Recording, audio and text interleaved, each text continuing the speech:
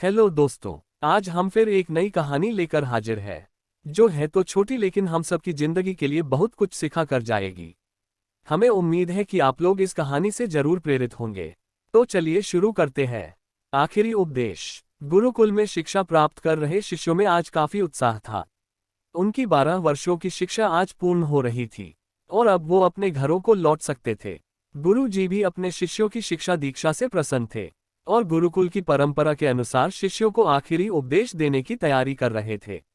उन्होंने ऊंची आवाज में कहा, आप सभी एक जगह एकत्रित हो जाएं। मुझे आपको आखिरी उपदेश देना है। गुरु की आज्ञा का पालन करते हुए सभी शिष्य एक जगह एकत्रित हो गए। गुरु जी ने अपने हाथ में कुछ लकड़ी के खिलौने पकड़े हुए थे। उन्होंने शिष्यों को खिलौने दिखाते हुए कहा, आपको इन तीनों खिलौनों में अंतर ढूंढने हैं। सभी शिष्य ध्यानपूर्वक खिलौनों को देखने लगे। तीनों लकड़ी से बने बिल्कुल एक समान दिखने वाले गुड्डे थे। सभी चकित थे कि भला इनमें क्या अंतर हो सकता है। तभी किसी ने कहा, अरे ये देखो, इस गुड्डे के कान में एक छेद है।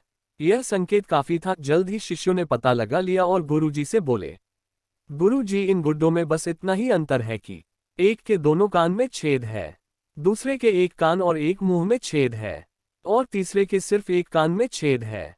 गुरुजी बोले, बिल्कुल सही, और उन्होंने धातु का एक पतला तार देते हुए उसे कान के छेद में डालने के लिए कहा। शिष्यों ने वैसा ही किया। तार पहले गुड्डे के एक कान से होता हुआ दूसरे कान से निकल गया, दूसरे गुड्डे के कान से होते हुए मुंह से निकल गया और तीसरे के कान में घुसा पर कहीं से निकल नहीं पाया।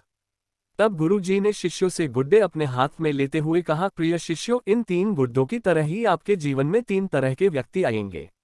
पहला गुड्डा ऐसे व्यक्तियों को दर्शाता है जो आपकी बात एक कान से सुनकर दूसरे से निकाल देंगे। आप ऐसे लोगों से कभी अपनी समस्या साझा ना करें। दूसरा गुड्डा ऐसे लोगों को दर्शाता है जो आपकी बात सुनते हैं और उससे दूसरों के सामने जाकर बोलते हैं। इनसे बचें और कभी भी अपनी महत्वपूर्ण बातें इन्हें ना बताएं।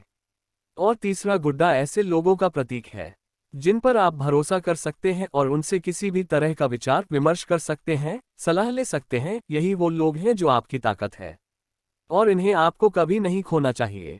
धन्यवाद। अगर ये कहानी आपको अच्छी लगी तो लाइक करें, शेयर करें और चैनल को सब्सक्राइब करें। धन्यवाद।